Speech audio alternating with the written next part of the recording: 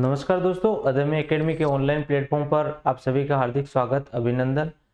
जैसा कि हम पिछली क्लास के अंदर हम पढ़ रहे थे, क्या पढ़ रहे थे हम पशु रोग से संबंधित अध्ययन कर रहे थे। और अब अगर पशुओं के अंदर कोई किसी प्रकार का अगर रोग हो रहा है तो हम उसके लिए हम क्या उपाय सुझाए, किस तरीके के हम टीकाकरण करते हैं। जब पशु का जन्म हो जाता है तब हम जब बछड़ा होता है तो तब से लेकर जन्म से लेकर मृत्यु तक, मतलब जो होती है हमारे टीकाकरण की जो अवधि, वो क्या होनी चाहिए, है ना। कौन कौन से टीके लगाए जाते हैं, किस किस रोग के लिए कैसे टीके लगाए जाते हैं, तो उन सभी के बारे में हम अध्ययन करने वाले हैं। ये आपका एग्जाम में, है ना, बहुत महत्वपूर्ण पोर्शन रहेगा, जो यहाँ से 1 या 2 क्वेश्चन लेकर आएगा। तो इसके बारे में आपको थोड़ी सी जानकारी होनी चाहिए। तो चलिए आइए चलते हैं आज के टॉपिक की ओर। और आज का जो टॉपिक है ना, वो बहुत इंपॉर्टेंट है। जैसे हम बात करें, किसकी बात करें, अगर हम बात करें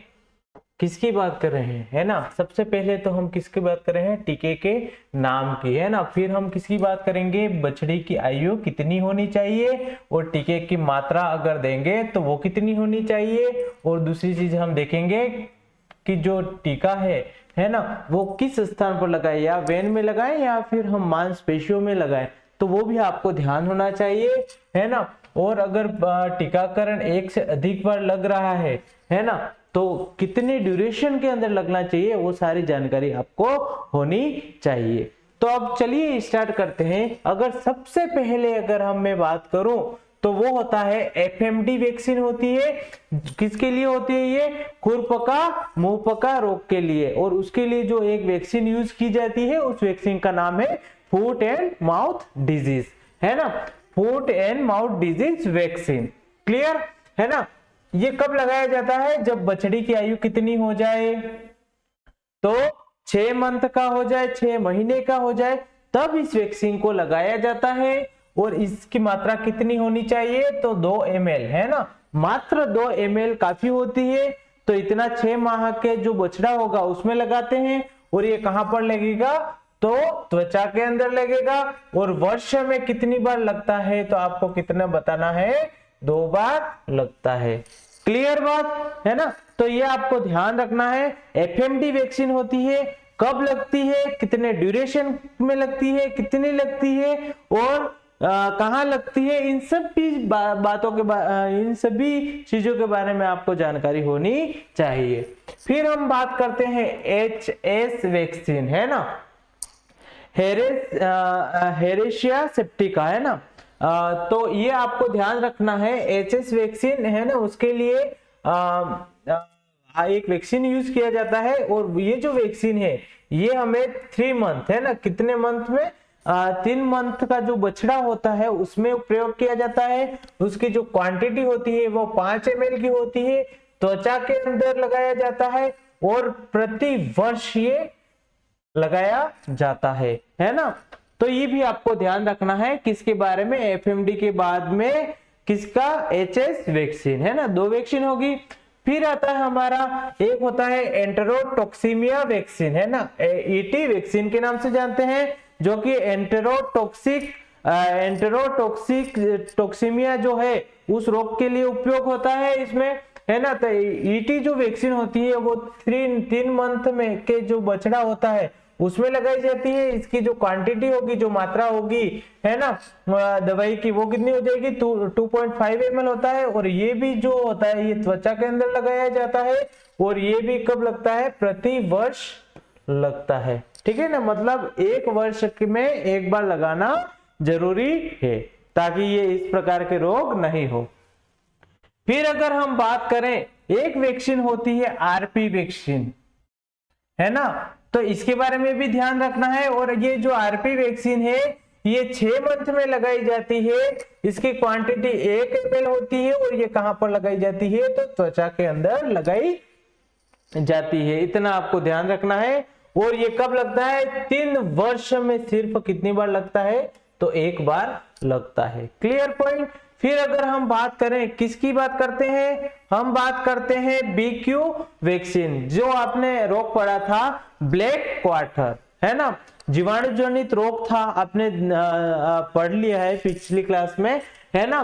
तो इसके लिए एक वैक्सीन यूज किया जाता है, ब्लैक क्वार्टर वैक्सीन। और ये जो वैक्सीन है वो जब बछड़ा 3 माह का हो जाता है उस समय ये वैक्सीन का उपयोग किया जाता है। और इसमें जो क्वांटिटी होती है वो 5 ml होती है और त्वचा के अंदर ये इंजेक्शन टीकाकरण किया जाता है। और ये जो होता है वो प्रति वर्ष, है ना, वर्ष में एक बार लगाना जरूरी है। कौन सा vaccine? BQ vaccine, black quarter vaccine, ठीक है ना। फिर हम बात करें 6 नंबर पे, है ना, एक और वैक्सीन का नाम आता है एंथ्रेक्स स्पेयर वैक्सीन, है ना। कौन सी वैक्सीन है? एंथ्रेक्स स्पेयर वैक्सीन है ना। ये जब बछड़ा 3 माह का हो जाता है उस समय इस वैक्सीन का प्रयोग किया जाता है और इसकी क्वांटिटी होती है वो 1 ml लेते हैं। और इसका टीकाकरण हम कहां पर करते हैं? त्वचा के अंदर करेंगे। और ये भी जो टीका होता है वो प्रति वर्ष लगाया जाता है, ठीक है ना। तो फिक्स ड्यूरेशन रखना है कि 1 वर्ष अगर कंप्लीट होता है तो उसके बाद में पुनः टीकाकरण करवाना है।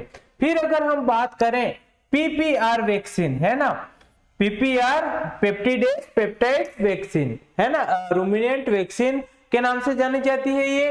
और ये किसमें यूज की जाती है? तो बकरी और भेड़ के अंदर, है ना, बकरियां और भेड़ के अंदर उपयोग किया जाता है। और जो बछड़े, है ना, ये गोट जो शीप है उनके बच्चे जब 3 माह के हो जाते हैं उस समय उपयोग करते हैं। और इसकी जो क्वांटिटी होती है वो होती है 1 ml होती है। इसको त्वचा के अंदर लगाया जाता है और प्रति वर्ष इसका उपयोग किया जाता है। तो ये आपको ध्यान रखना है, एग्जाम के पॉइंट ऑफ व्यू से यहाँ पर बहुत इंपॉर्टेंट है ना, PPR वैक्सीन। फिर अगर हम बात करें एक और रोग है ब्रुसोलोसिस, है ना, C19 वैक्सीन।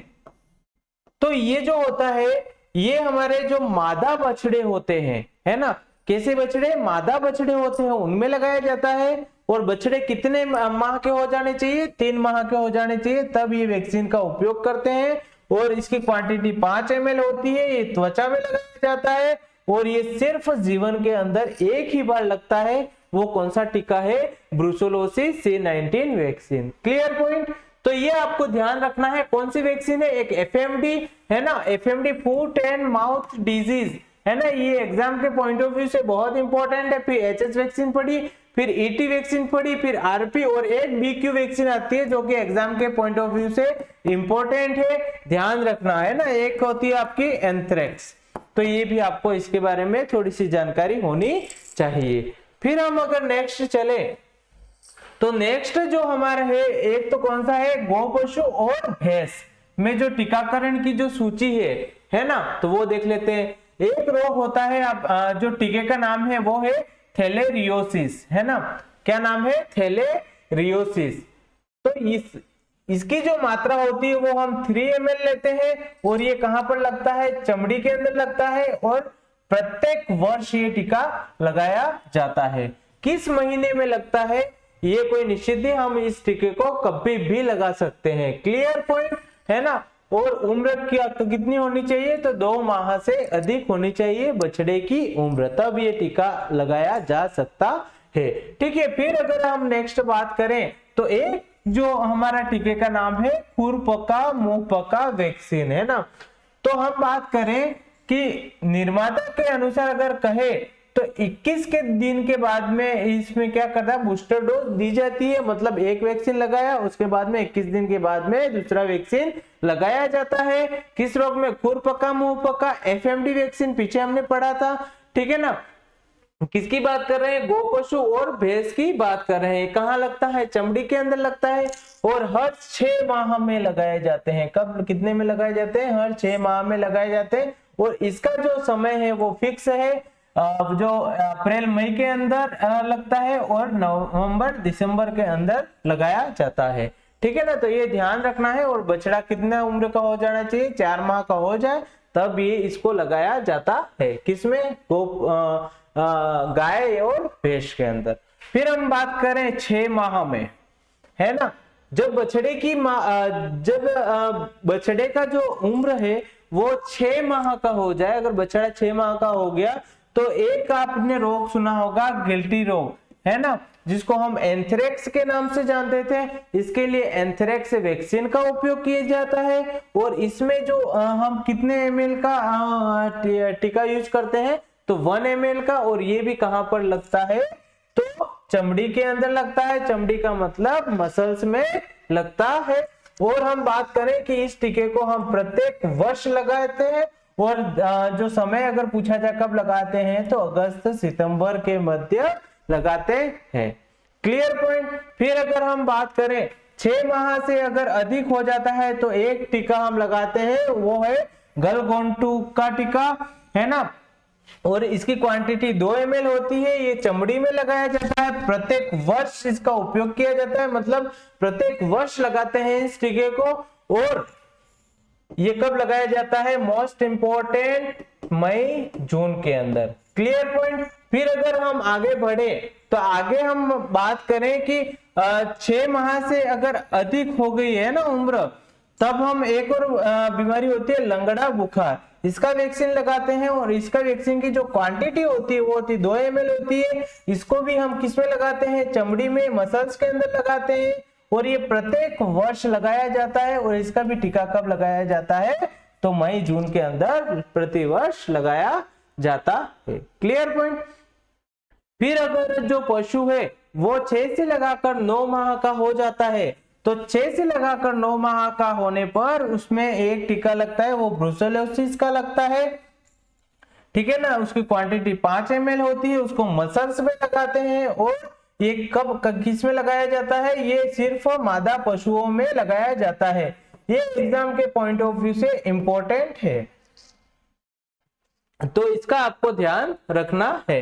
फिर अगर हम बात करें कि 6 से लगाकर 9 माह का हो जाए और उससे ज्यादा हो गए, है ना, तो अब हम एक और इंजेक्शन लगाते हैं और उसका नाम है पशु माता टीका, ठीक है ना। उसका जो हम क्वांटिटी लेते हैं वो 1 ml की लेते हैं और ये भी मसल्स के अंदर लगाया जाता है। और हर 3 साल में ये एक बार लगाया जाता है। और कौन सा ड्यूरेशन होता है, जनवरी फरवरी का समय होता है, उस समय इसका उपयोग किया जाता है।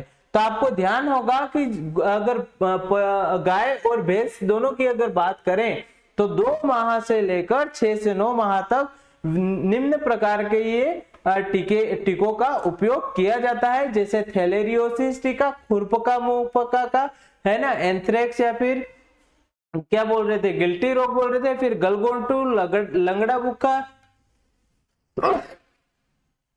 सॉरी, गलगोंटू, लंगड़ा बुखार, ब्रुसेलोसिस और पशु माता, है ना। तो ये बहुत इंपॉर्टेंट है एग्जाम के पॉइंट ऑफ व्यू से, तो इसका आपको ध्यान रखना है। फिर अगर हम बात करें घोड़े की टीकाकरण सूची कि घोड़े में कौन कौन से टीके लगाए जाते हैं, है ना। बीमारी कौन सी होती है, धन स्तंभ, है ना। ये जो बीमारी है ये हमारी सभी पालतू पशु के जितनी भी प्रजाति है उन सभी में पाया जाता है। और इसमें जो टीका लगाते हैं वो होता है हमारा एक टिटेनस और एक टॉक्साइड, है ना, टिटेनस और टॉक्साइड का, है ना। और वो होता है उसमें 1 ml, है ना, 1 ml की क्वांटिटी ली जाती है। और इसको कहाँ लगाते हैं, मांस के अंदर, है ना, मतलब मांसपेशी में लगाएंगे। और जो ये उम्र कितनी हो जाएगी, पहली जो खुराक देंगे, फर्स्ट जो इंजेक्शन लगाएंगे वो 4 से लगाकर 6 सप्ताह के बाद लगाएंगे, ठीक है ना। और जो बाद में जो बूस्टर टीका लगता है वो है ना 1 वर्ष में लगता है, ठीक है ना। तो थोड़ा थोड़ा जो जितना ड्यूरेशन बढ़ाएंगे, है ना, जैसे कि हमने फर्स्ट टीका कब लगा दिया, 4 से लगाकर 6 सप्ताह में लगा दिया, ठीक है ना। कितने में, 4 से लगाकर 6 सप्ताह में लगा दिया। फिर हम बात करें फिर 6 जो बूस्टर डोज लगेगा वो 1 वर्ष में आप कभी भी लगा सकते हैं। क्लियर। फिर अगर हम बात करें कि घोड़ा जो प्रजाति होता है उसमें एक इंजेक्शन और लगाया जाता है, उसमें होता है साल्मोनेला आर्बोटस और इक्वाई टीका। इसका जो कंटेंट लिया जाता है वो 10 से लगाकर 15 ml का कंटेंट लिया जाता है। और ये बहुत गहराई के अंदर मांस के अंदर ये इंजेक्शन को लगाते हैं, है ना। और कब लगाए इसको, है ना, किस उम्र के अंदर लगाए, तो 2-4 सप्ताह के अंतराल में 2 बार टीकाकरण, तत्पश्चात वार्षिक टीका, है ना। तो ये आपको ध्यान रखना है। फिर अगर हम बात करें कि एक जो घोड़ा प्रजाति में गर्भपात, सुकर ज्वर और सुकर प्रजाति होती है, ठीक है ना। तो इसमें जो टीका लगता है वो लेपिनाइज्ड सुकर ज्वर टीका लगता है ना। कितना, 1 ml का लगता है। ये कहाँ लगता है, जो आपके जो चमड़ी होती है, जो खाल होती है उसके नीचे लगता है ना। और ये किसमें लगेगा, 3 माह से जो अधिक उम्र के सुकर है का वार्षिक टीकाकरण किया जाता है।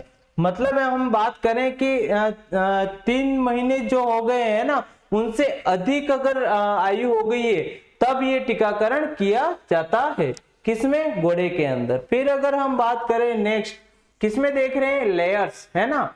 लेयर्स में हम देखेंगे जैसे कुक्कुट, है ना, कुक्कुट की बात करते हैं, मुर्गा, है ना। मुर्गा में अगर बात करें तो एक लेयर्स होता है और एक बॉयलर्स होते हैं ना। लेयर्स होते हैं वो अंडा उत्पादन के लिए प्रसिद्ध है और बॉयलर्स है वो मांस उत्पादन के लिए प्रसिद्ध है, जैसा कि हमने पिछली क्लास में पढ़ा था। तो जो लेयर्स हैं, है ना, सबसे पहले तो उनकी उम्र कितनी होनी चाहिए, कौन सा टीका लगाएंगे, मात्रा कितनी होनी चाहिए और टीका देने का मार्ग कौन सा होना चाहिए। तो इसी बहुत इंपॉर्टेंट हो जाएगा। अगर उम्र कितनी है, 1 दिन की है, तो कौन सा टीका लगाएंगे, मेरेक्स रोग टीका।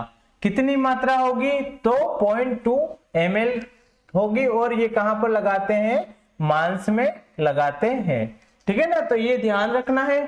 फिर अगर हम बात करें, अगर जो कुक्कुट लेयर्स जो हमारा इस प्रजाति लेयर्स प्रजाति का अगर कोई कुक्कुट है तो 4 से 10 दिन का जब वो हो जाएगा तब हम एक और टीका लगाते हैं, रानीखेत रोग का टीका, है ना।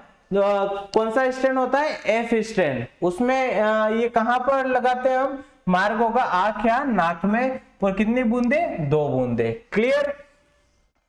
फिर अगर हम बात करें कौन सा रोग हो जाएगा, गंबोरो रोग टीका, है ना। गंबोरो रोग टीका ये कब लगाते हैं, 2 से 3 सप्ताह हो जाए तब लगाते हैं, है ना। फिर अगर हम बात करें कि जो मार्ग होता है वो किससे देते हैं, तो पीने के पानी में घोल देते हैं, तो उससे देते हैं, ठीक है ना। फिर अगर हम बात करें 3 से लगाकर 4 सप्ताह का हो जाए तो इन्फेक्शियस ब्रांकाइटिस, है ना, इसकी 2 बूंदों का उपयोग किया जाता है और ये पानी के अंदर घोल में मिलाकर दिया जाता है या फिर आंख में डाला जाता है, इतना ध्यान रखना है।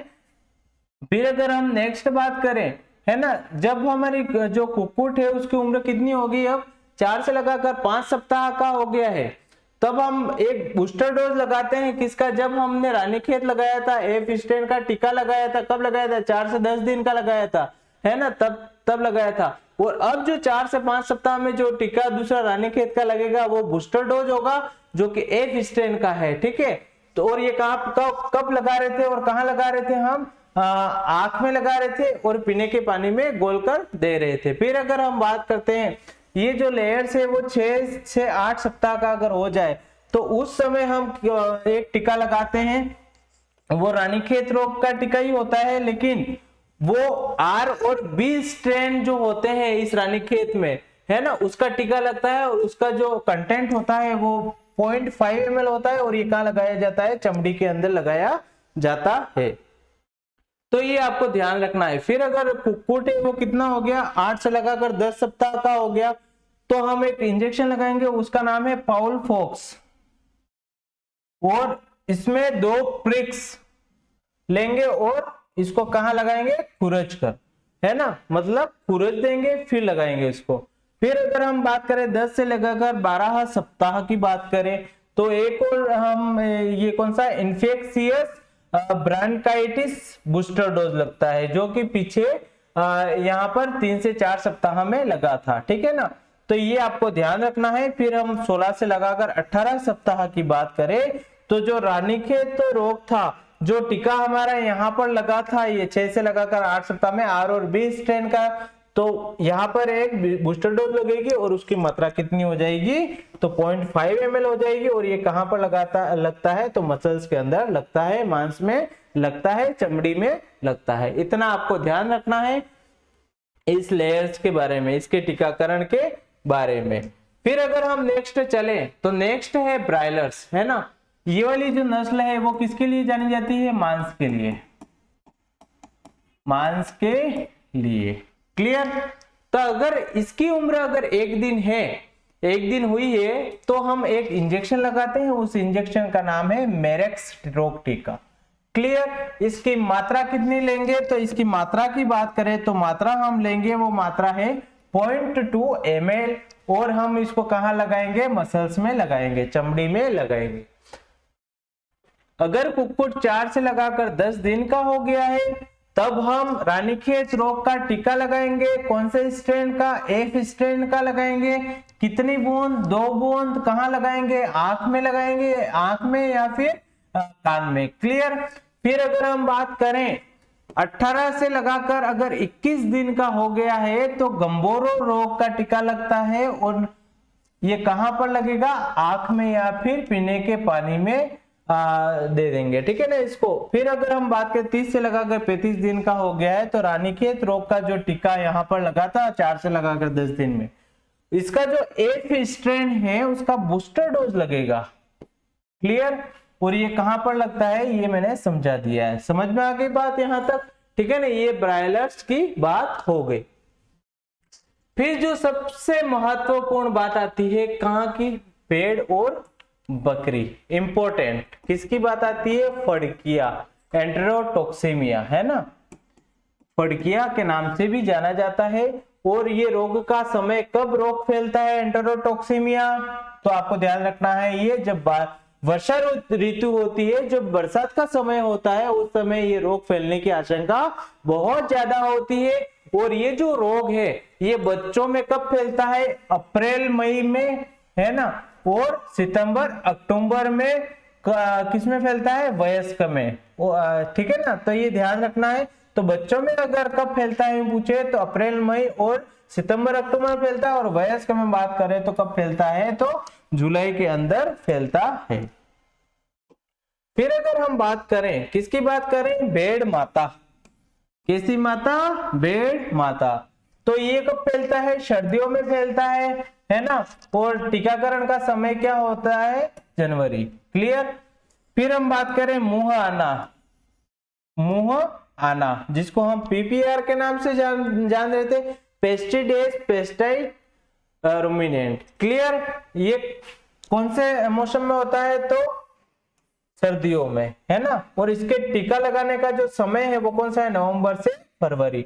तो टीका लगाने का जो समय है, फड़किया की बात करें तो बच्चों का कब लगाया जाता है, अप्रैल मई और सितंबर अक्टूबर। और फड़किया में ही अगर वयस्क की बात करें तो जुलाई में लगेगा।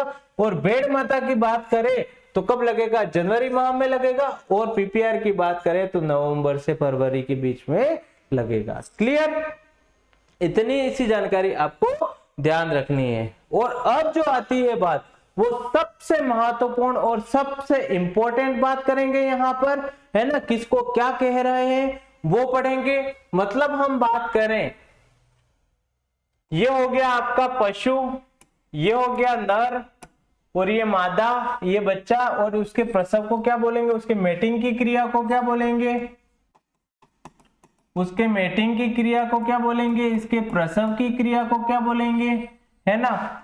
सीजन कौन सा होता है। फिर अगर हम बात करें इसका गर्भकाल कितना होता है, और हम बात करें इसकी स्ट्रेस साइकिल होती है वो कितने दिन की होती है। अगर हम बात करें किसके बारे में, भैंस के बारे में, है ना। सबसे पहले अगर हम बात करें किसके बारे में, भैंस के बारे में अगर हम बात करें तो भैंस का जो नर होता है उसको हम किस नाम से जानते हैं, ओक्स, है ना। किस नाम से जानते हैं, ओक्स। और अगर मादा है तो उसको किस नाम से जानेंगे, उसको बफेलो के नाम से जानेंगे। और अगर इनका बच्चा है ना, इनका बच्चा है, तो हम जो बछड़ा है, भैंस का जो बछड़ा होगा उसको हम किस नाम से जानेंगे, तो बफेलो काल्फ के नाम से जानेंगे। और इसमें अगर प्रसव की जो क्रिया है, इस बफेलो जो भैंस है उसमें जो प्रसव की जो क्रिया है उसको हम किस नाम से जानते हैं, तो काविंग के नाम से जानते हैं। और अगर मेटिंग की अगर प्रक्रिया की बात करें तो ये किस नाम से जानते हैं, तो सर्विंग के नाम से जानते हैं। और ये सीजन कौन सा होता है, अक्टूबर नवंबर होता है। और मोस्ट इंपोर्टेंट इसका क्या पूछा जाता है, गर्भकाल पूछा जाता है। 10 माह 10 दिन का गर्भकाल होता है इसका। और स्ट्रेस साइकिल कितने दिन की होती है, तो 21 दिन की होती है। फिर अगर हम बात करें किसके बारे में, गाय की बात करें, तो गाय का जो हमारा जो नर होता है गाय का, है ना, तो उसको हम ओक्स के नाम से जानते हैं। और मादा होते हैं उसको काऊ के नाम से जानते हैं। और जो बच्चा होता है उसको काल्फ के नाम से जानते हैं। जो प्रसव की जो क्रिया है उसको कार्विंग के नाम से जानते हैं। और मेटिंग की जो प्रक्रिया है उसको सर्विंग के नाम से जानते हैं। और सीजन जो अगर आता है ना, तो वो वर्ष भर रहता है सीजन इसका। और गर्भकाल कहे तो मोस्ट इंपोर्टेंट है आपका क्या, गर्भकाल है 9 माह 9 दिन का होता है। और स्ट्रेस साइकिल भी कितनी होती है, 21 दिन की होती है।